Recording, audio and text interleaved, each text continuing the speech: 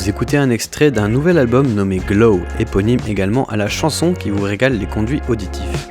Sorti le 19 mars dernier, cet album est défini comme un crooner parsemé avec des touches punk grunge par sa créatrice Alice Phoebe Lou.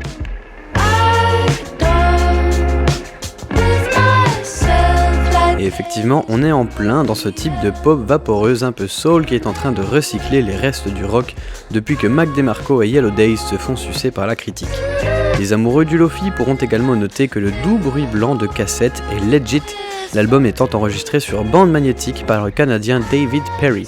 Spécialement déconfiné pour l'occasion, il a retourné le studio sud-africain de Alice pour trouver les plus vieux micros et amplis possibles.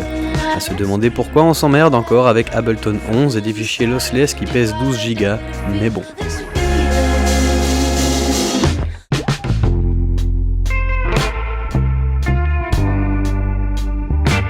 Cependant, ce n'est pas la technique d'enregistrement qui marque le plus cette œuvre, même si la chaleur analogique fait toujours son effet.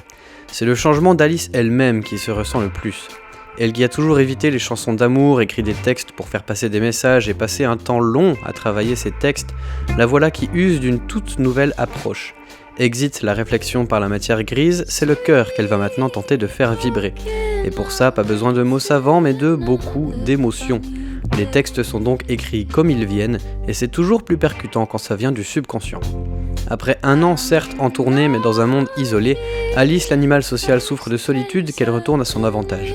Elle dissout assidûment son ego pour déverser ses vulnérabilités sans filtre dans un album de velours dont le seul défaut est d'être éclipsé par le premier titre.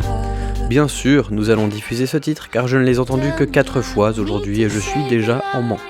Je vous laisse découvrir cet instru qui se confond avec un échauffement des Pink Floyd, accompagné par cette douce et puissante voix semblant provenir d'un audacieux croisement entre la chanteuse de Portishead Beth Gibbons et celle de Billie Eilish. Voici Only When I qui va maintenant rythmer vos jours et vos nuits, voire votre vie, et je ne m'en veux pas le moins de ce pauvre monde esselé. Bonne écoute!